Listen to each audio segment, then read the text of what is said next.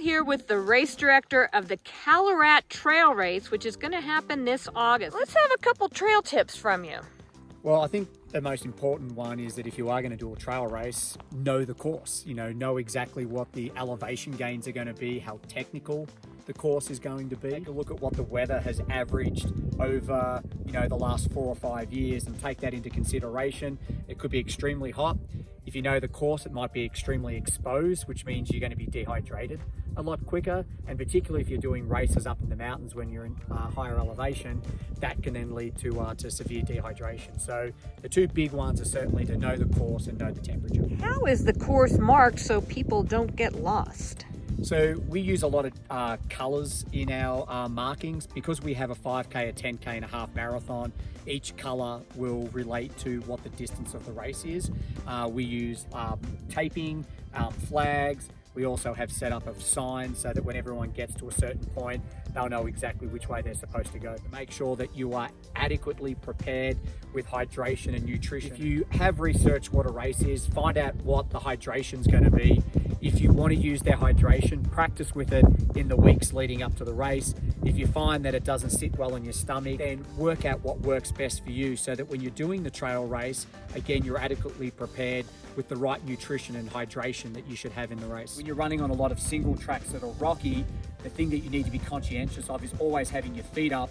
So practicing things like some single leaps, some box hops, things like that are going to help create better strength in your hips and make you a little bit more agile, particularly on more technical courses.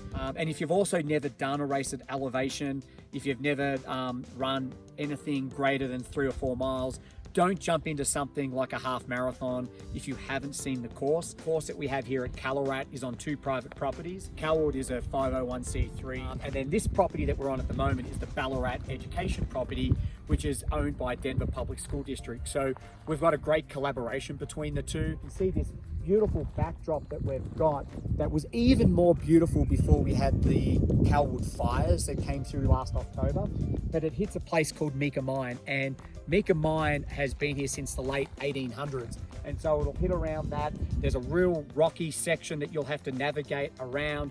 But when you head up over the back of the mines, you get this beautiful view of Longs Peak. And as it comes back around the top, it'll hit a section at where the accommodation is at Denver Public Schools. You'll have a little ladder to climb, and then it'll weave itself back down into Calwood. All races start in Calwood.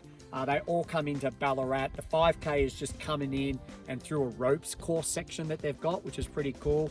The 10K does a little bit more in through Ballarat before it drops into Calwood, but the half marathon course is primarily a lot here in Ballarat before it heads itself down into Calwood. And when you get back to the Calwood Lodge, you actually have a single trail that you finish on. We're going to have music, we're going to have a barbecue, we've got beer. This is a true trail race. And what we want is people, when they come here, to stay the night before. We have cabin lodging, we have camping. We want people to roll out of bed, just walk straight out their front door to the start line and come and enjoy Jamestown, which is just outside of Boulder. It's 30 minutes outside of Boulder. We are helping to raise money for Calwood with the fires that came through here. We've also had to deal with the floods in 2013. There's a lot that this area has been impacted upon. So I'm very fortunate to have a relationship with both groups that allows us to come up here and showcase this beauty, but then to also make sure that we understand the reasons and the values as to why we do this race, which is to support people like Raphael and Calwood so he can continue to do the work that he does with those demographics, with those lower economic groups, socio-economic groups, and create more exposure. And with the fires that have come through, there's even more reason now to get people up here, because the trail restoration job that is going to be needed is going to be at least 2 or 3 years of work. If we can get people up here to see this and experience this, then we're hoping that from their race registration and them staying up here, that there's more that we can do to help out people like Raphael.